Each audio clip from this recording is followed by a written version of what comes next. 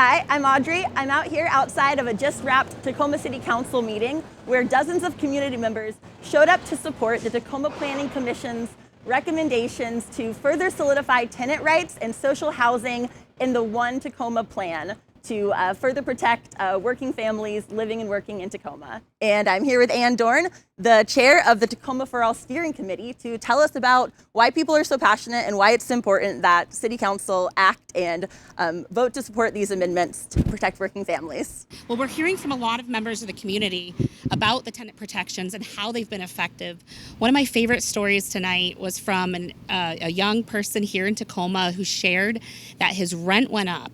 He was living with a single mom. Their rent went up by $300, and that was a threat that was about to displace them. They couldn't afford it. But thanks to the Landlord Fairness Code, they were able to push back on their landlords and get that rent hike lowered because they invoked their right to relocation assistance.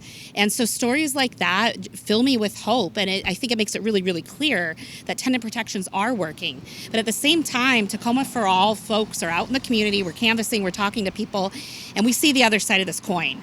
We see landlords who are predatory, who close payment portals so that people cannot catch up on their rent, and then they add to their ledger and they make mistakes that they don't fix. We see restrictions that are absolutely just, I would say, humiliating. Like, you can't have a potted plant outside your doorstep. That is an actual regulation at one of the apartment complexes we went to.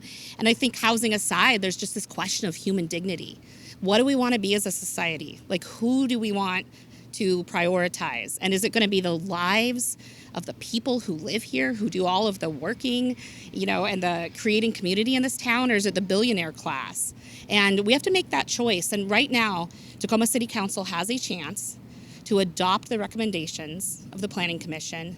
And in doing so, it would make certain protections, of tenant protections, in our policy in such a way that it would be difficult to overturn later. So this is a really important step for tenant rights. It would also open the door to social housing in some very important ways.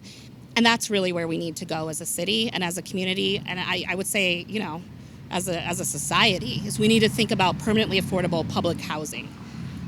That's awesome. I heard a couple people tonight make comments about prevention of homelessness and how it's sort of all tied together, that if we want to keep people from having to live on the street, the best thing to do is never let them get there in the first place. So how do you think, especially with some of the comments as well mentioning, Tacoma and Washington are safe places for a lot of people who are fleeing, fascist policies in states that are cracking down on LGBT communities, are cracking down harder on working families and immigrants.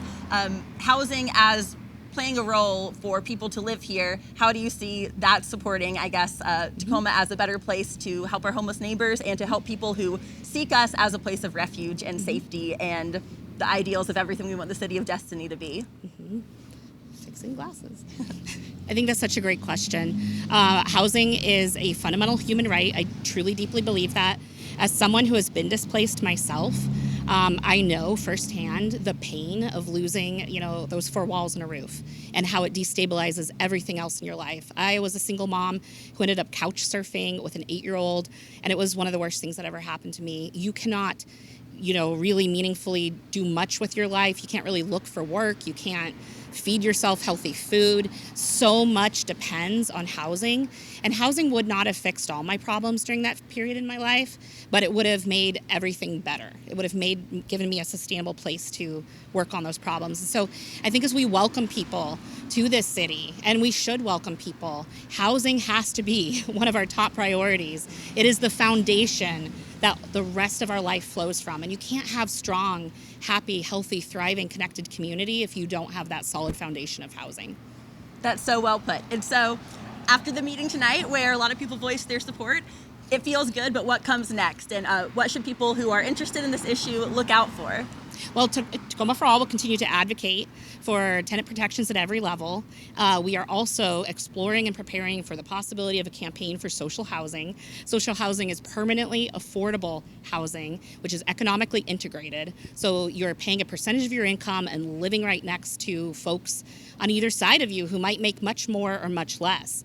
And that is so incredibly powerful for a lot of reasons. My favorite reason is because it will level the playing field in terms of funding for our schools so that we don't have a huge discrepancy between, rich kids who have music programs and lots of sports in wealthy school districts and schools, and, more impoverished neighborhoods which just simply don't have those resources. So I would encourage folks to become members of Tacoma For All if they're not yet.